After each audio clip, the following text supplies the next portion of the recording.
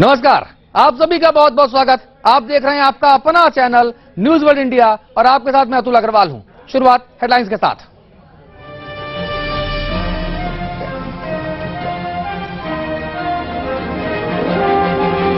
हैदराबाद में दलित छात्र की मौत जातिगत भेदभाव का मसला नहीं है। केंद्रीय एचआरडी मंत्री स्मृति ईरानी ने दी दलील। सुसाइड नोट के हवाले से किया विश्वविद्यालय प्रशासन का बचाव। यूपी सरकार ने सुप्रीम कोर्ट को किया गुमराह। लोकायुक्त की नियुक्ति के मामले में अखिलेश यादव की सरकार को सुप्रीम कोर्ट ने लगाई कड़ी फटकार। दिल्ली से गाजियाबाद में सूदखोरों का फैला आतंक। 3 लाख के बदले वसूले 25 लाख रुपए, फिर भी 8 महीने से कर रखा है अगवा। परिजनों ने पुलिस से लगाई मदद की गुहार। 26 जनवरी से ठीक पहले नोएडा के सेक्टर 23 से आईटीबीपी की आईजी आनंद स्वरूप की कार चोरी। नीली बत्ती लगी कार के गुम हो जाने के बाद अलर्ट पर आया एनसीआर। सीमा पार पाकिस्तान के 4 सद्दा में बाचा खान यूनिवर्सिटी में आतंकवादियों का नंगा नाच। 25 छात्रों को उतारा मौत के घाट। पीएम नवाज शरीफ ने कहा बेकार नहीं जाएगी शहादत। और कैनबरा वनडे में भी हारी टीम इंडिया। 25 रनों से कंगारुओं ने धोया। धोनी ने कहा हमें जीतना चाहिए था मुकाबला।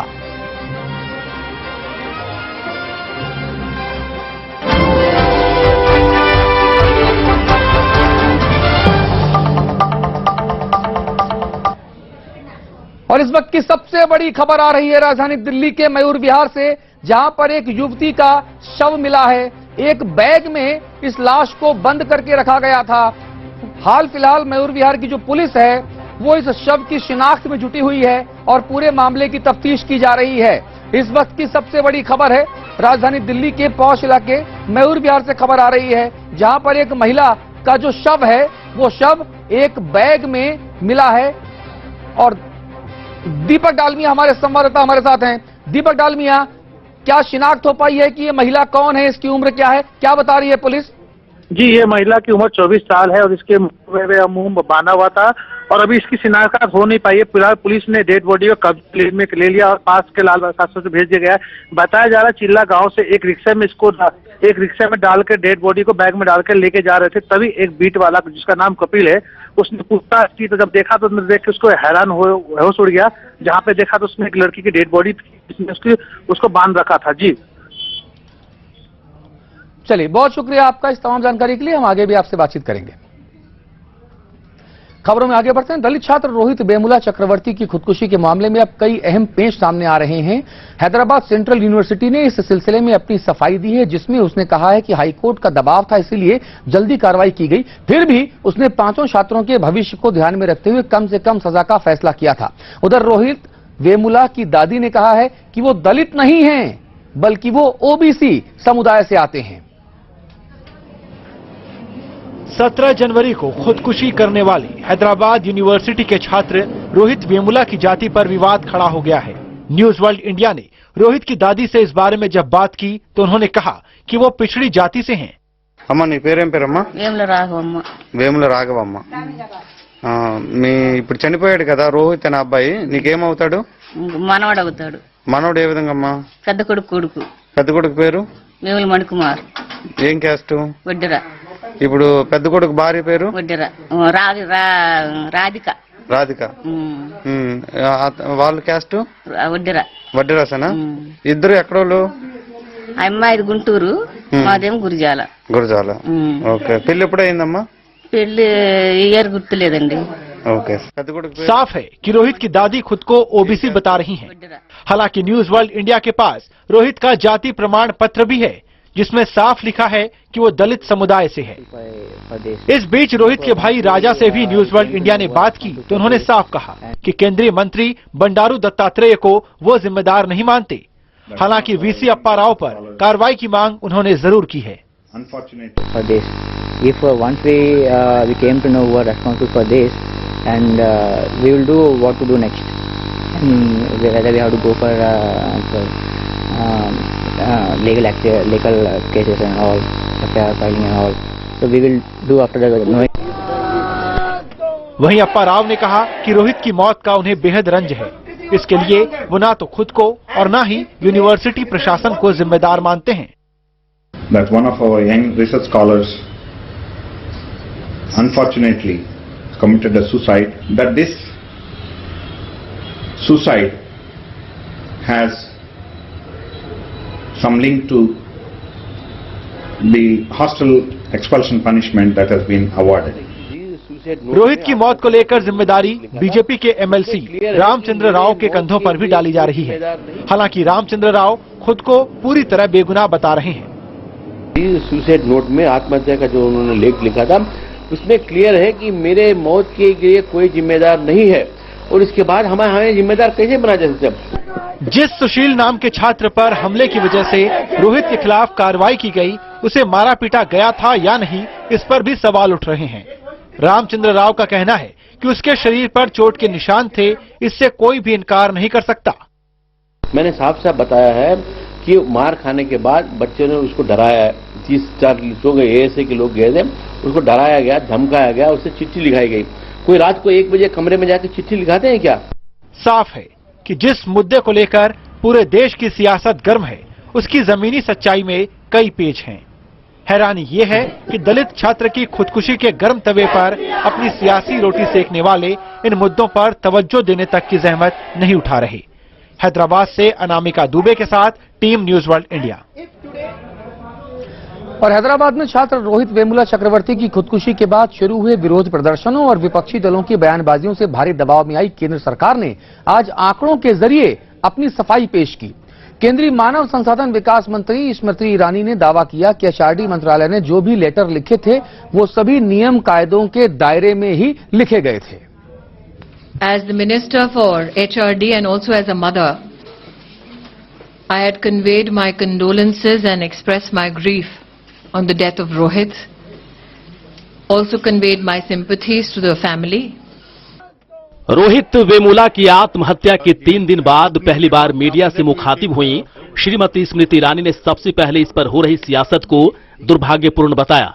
इसके बाद स्मृति ईरानी ने साफ किया कि ये दलित बनाम नॉन दलित का मामला नहीं है, जैसा कि प्रोजेक्ट किया जा रहा है।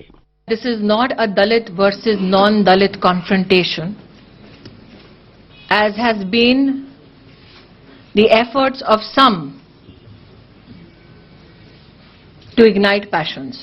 स्मृति ईरानी ने श्री राहुल गांधी के हैदराबाद दौरे पर भी सवाल उठाते हुए कहा कि मौत के मुद्दे पर सियासत करना कांग्रेस की मजबूरी हो सकती है।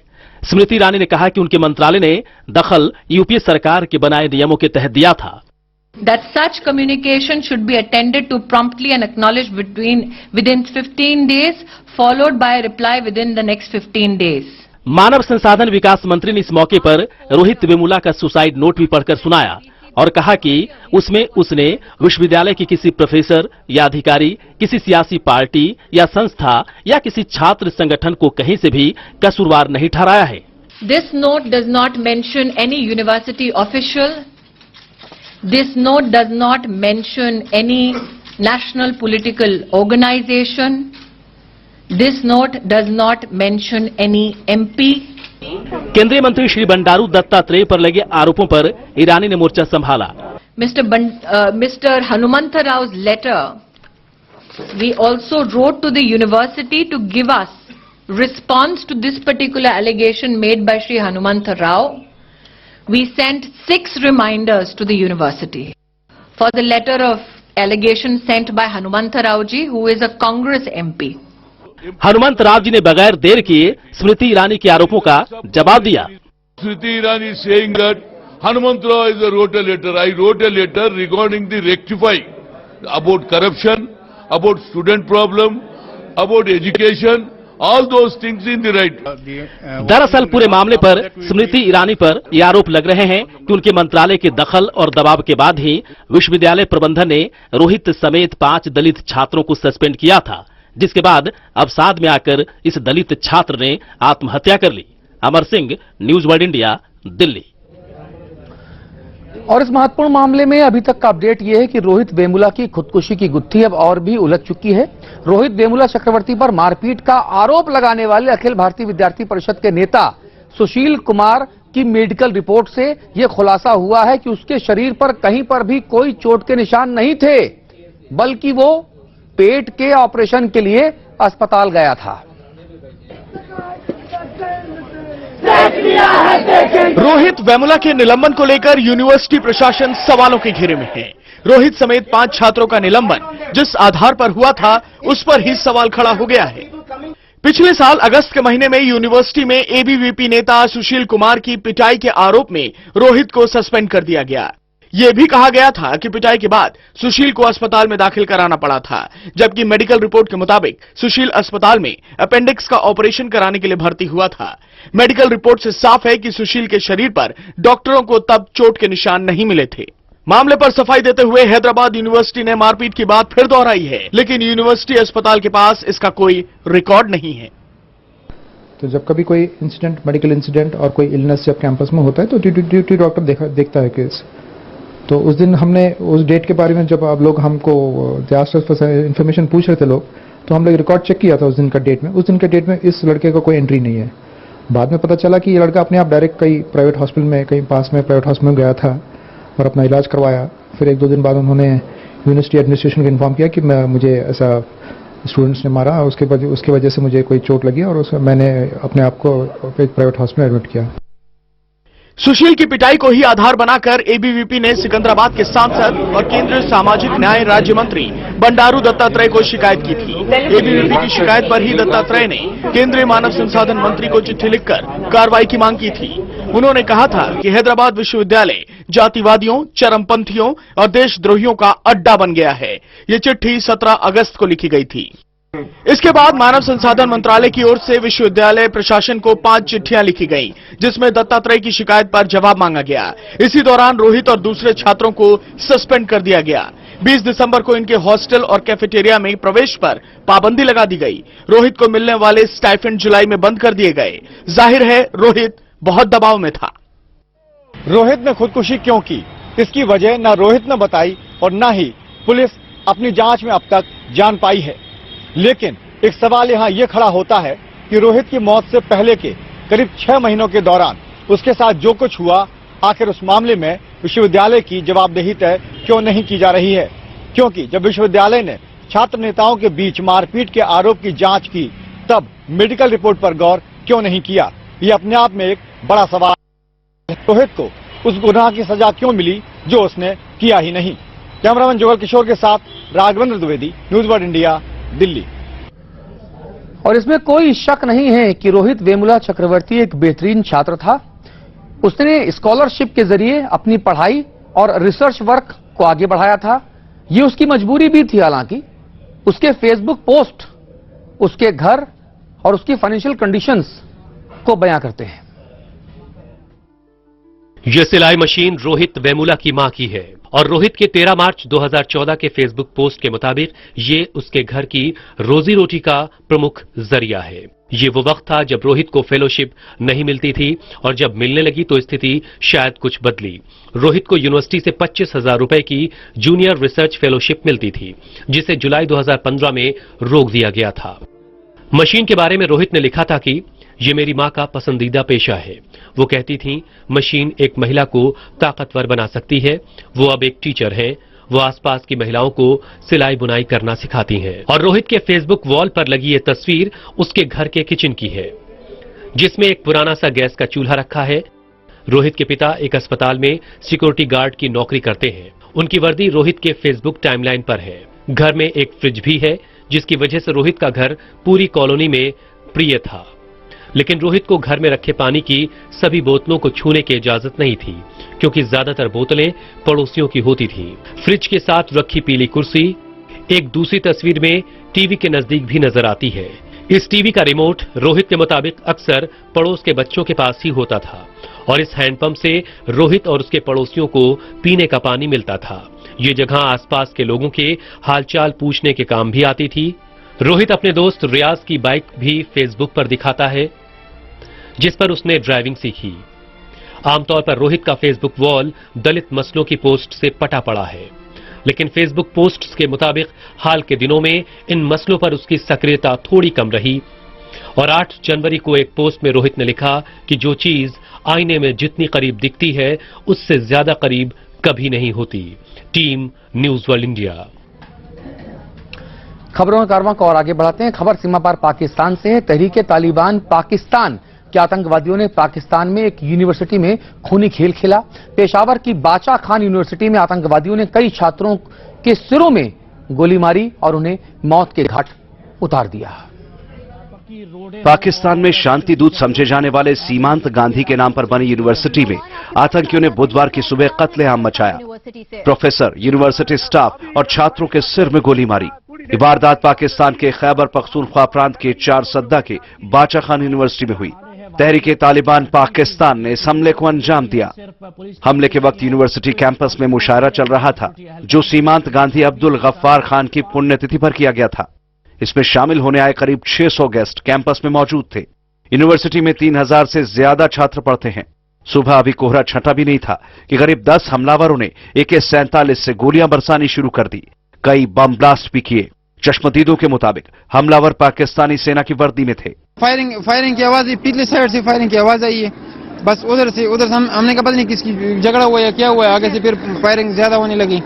फायर बस ज्यादा होने लगी। फिर सारे लड़कों को हमने कमरों में वो किया कि बस बाहर न निकलो, बाहर से सारे लड़के हो। फिर हमारी यूनिवर्सिटी के सिक्योरिटी वालों ने भी बड़ा तगड़ा वो किया है, पाकिस्तान आर्मी। हमला ऐसे वक्त हुआ जब पाकिस्तान के प्रधानमंत्री नवाज शरीफ स्विट्जरलैंड में थे और आर्मी चीफ राहिल शरीफ सऊदी अरब के दौरे पर। हमले के बाद शरीफ ने कहा, बेकसूरों के कातिलों का कोई मजहब नहीं होता। हम एक बार फिर पाकिस्तान से आतंकवाद को खत्म करने की प्रतिबद्धता दोहराते हैं। देश के लिए मरने वालों की कुर्बानी जाया नहीं होगी। तहरीके तालिबान के आतंकी पहले भी छात्रों को निशाना बना चुके हैं। दिसंबर 2014 में पेशावर में आर्मी पब्लिक स्कूल पर आतंकियों ने गोलियां बरसाई थी, जिसमें 141 लोगों की मौत हुई थी। इनमें 130 से ज्यादा बच्चे थे। Team News World India. उधर जम्मू कश्मीर के पूर्व मुख्यमंत्री फारूक अब्दुल्ला ने पाकिस्तान में छात्रों की सामूहिक हत्या की मजम्मत की है। उन्होंने भारत और पाकिस्तान की सरकारों से अपील की है कि वो मिलजुल कर आतंकवाद का मुकाबला करें। जनाब, पहले तो मैं इनसे कहूंगा, उन खानदानों से जिनके बच्चे आज मारे गए, मैं उनसे अफसोस करना चाहता हूं। न सिर्फ अपनी तरफ से, अपने वतन की तरफ से। दूसरी बात उनसे यह जरूर कहना चाहता हूं कि आतंकवाद जो है वो उनको भी खा रहा है और हमें भी उस मुसीबत में ला रहा है। अगर हमने इस आतंकवाद का मुकाबला करना है तो मैं पाकिस्तान के सरकार से भी गुजारिश करता हूं और भारत की सरकार से भी गुजारिश करता हूं कि जल्द अज जल्द बात करें और इकट्ठे ही ये दो वतन जो हैं ये आतंकवाद का मुकाबला कर सकते हैं। वैसे पाकिस्तान के लिए सिर्फ एक ही बात कही जा सकती है कि बोया पेड़ बबूल का तो आम कहां से होए। और अब से सिर्फ 15 मिनट के बाद आप देखिए हमारी खास पेशकश इसी मुद्दों पर। बच्चों का फिर कत्लेआम, कब जागेगा पाकिस्तान।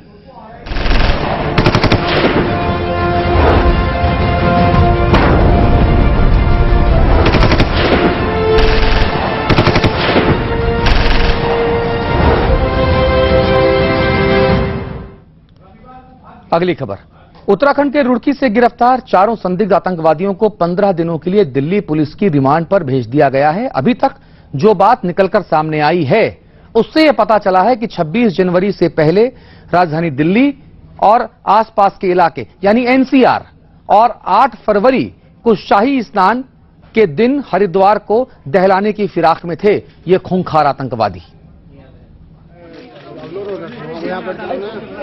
आतंकी संगठन IS से जुड़े इन चारों संदिग्ध आतंकियों से दिल्ली पुलिस अगले 15 दिनों तक इनके मंसूबों के बारे में पूछताछ करेगी।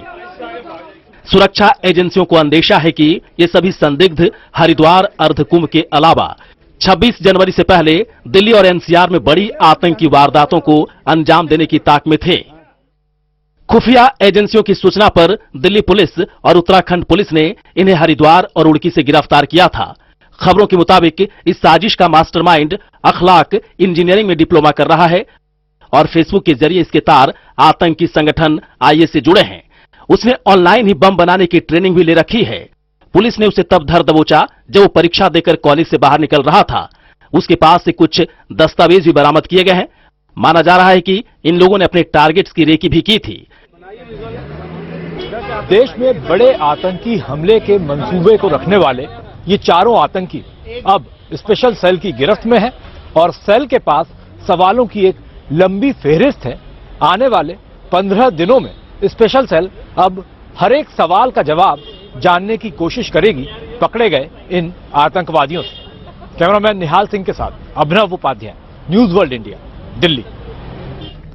और पठानकोट एयरबेस में सुरक्षा बलों के साथ कई घंटों की मुठभेड़ में ढेर हुए कुल 6 आतंकवादियों में से 2 आतंकवादी इनसाइडर हो सकते हैं। यह बड़ा खुलासा हुआ है। पठानकोट हमले की जांच कर रही नेशनल इन्वेस्टिगेशन एजेंसी यानी एनआईए के सूत्रों के हवाले से एक अंग्रेजी अखबार ने यह महत्वपूर्ण खबर प्रकाशित की है। वायुसेना, थल सेना और एनएसजी के जवानों ने पठानकोट एयरबेस में घुसे 6 आतंकियों को कई घंटों की मुठभेड़ के बाद ढेर किया था। इस आतंकी वारदात की जांच कर रही एनआईए की सूत्रों की माने तो 6 में से 4 आतंकी ही पाकिस्तान से आए जैश ए मोहम्मद के हो सकते हैं, जबकि 2 के इनसाइडर होने की आशंका है। अगले हफ्ते फॉरेंसिक रिपोर्ट आने के बाद इसकी पुष्टि हो सकेगी। हमले की जगह से मिले फोन कॉल डेटा और एयरबेस के अंदर उस वक्त मौजूद 3500 लोगों की करीबी जांच से ही अंदर के भेदियों की पहचान की जा रही है, जिसमें सुरक्षा बल और उनके परिवार के लोग भी शामिल हैं। खास बात ये कि एयरबेस में हमले की जगह से सिर्फ 4 AK-47 राइफलें बरामद हुई थीं। इतना ही नहीं, इंटरपोल के जरिए पहचान के लिए जो ब्लैक कॉर्नर नोटिस जारी करवाया गया है वो भी उन्हीं 4 पाकिस्तानी आतंकवादियों के लिए है। एजेंसी ये बात पहले ही साबित कर चुकी है कि 1 जनवरी की सुबह 4 आतंकवादी ही 11 फुट लंबी दीवार फांदकर एयरबेस के अंदर घुसे थे। हालांकि संगीन खतरे की ओर इशारा करती ये बातें अभी भी सिर्फ सूत्रों के जरिए बाहर आ रही हैं। इंतजार उन रिपोर्ट्स का है जिसके बाद एयरबेस में हुई घुसपैठ और हमले पर से पूरा पर्दा उठेगा। Team News World India. अब खबर लेंगे राजधानी दिल्ली से सटे उत्तर प्रदेश के गाजियाबाद से, जहां सूद यानी ब्याज न चुकाने के चलते एक शख्स को 8 महीनों से बंधक बनाकर रखने का गंभीर मामला सामने आया है। पीड़ित परिवार का आरोप है कि एक पुलिसकर्मी की मिलीभगत की वजह से इस पूरे मामले में आज तक एफआईआर भी दर्ज नहीं की गई है। गाजियाबाद के एसएसपी के दफ्तर में आई ये भीड़ एक गुहार लगा रही है। गुहार इस बात की कि साहिबाबाद के रहने वाले राजकुमार को एक रसूखदार के चंगुल से आजाद कराया जाए। ये राजकुमार की पत्नी है जो बीते 8 महीने से पुलिस से मदद मांग रही हैं, और ये राजकुमार के पिता हैं जो थाने के चक्कर काटते काटते अब थक चुके हैं। आरोप है कि विजेंदर नाम के एक शख्स ने राजकुमार को बीते 8 महीने से बंधक बना रखा है। पीड़ित परिवार के मुताबिक राजकुमार ने विजेंदर से 2.5 लाख रुपए सूद पर कर्ज लिया था, जिसके बदले विजेंदर 25 लाख रुपए ब्याज के तौर पर ले चुका है। लेकिन उसका दावा है कि कर्ज की रकम अभी चुकता नहीं हुई है। जब और पैसे नहीं मिले तो विजेंदर ने राजकुमार को अगवा कर बंधक बना लिया। मेरे पति ने और ससुर ने कभी लिए होंगे पैसे। क्या ब्याज पे 30% ब्याज बता रहा है। 3 लाख। मैं मकान बेच दिया, खेती बेची, सब बेच दी, सड़क पे आ गए। अब क्या करें बताओ। और हम बाज बाज के परेशान हो गए सर। मेरा बेटा आज तक नहीं मिला सर। राजकुमार मेरा बेटा है सर, मैं आज तक नहीं मिला। पीड़ित परिवार का यह भी कहना है कि विजेंदर को यूपी पुलिस के एक कांस्टेबल की शह मिल रही है। उस कांस्टेबल का दबदबा ऐसा है कि थाने में विजेंदर के खिलाफ मामला भी दर्ज नहीं किया गया। एसएसपी के दफ्तर में स्थानीय लोगों की भीड़ के दबाव में अब पुलिस कार्रवाई करने की बात कह रही है। और दूसरे लोगों का कहना है कि जब वो पैसा मांगते हैं तो महिला केस दर्ज करने की धमकी देती है, लेकिन चूंकि महिला ने जो आरोप लगाए हैं वो प्रथम दृष्टया संज्ञेय अपराध है, तो उसमें मेरे द्वारा एसओ को कहा गया है कि अविलंब इसमें अभियोग पंजीकृत करें और गुण दोष के आधार पर कार्रवाई करें। हैरत की बात है कि ऑनलाइन शिकायत दर्ज करने का दावा करने वाली यूपी पुलिस को 8 महीने से उस पीड़ित परिवार की सुध लेने की फुर्सत नहीं मिली।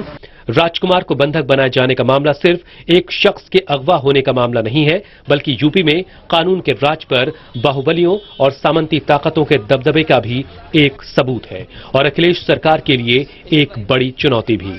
Amit Rana, news World India, Ghaziabad.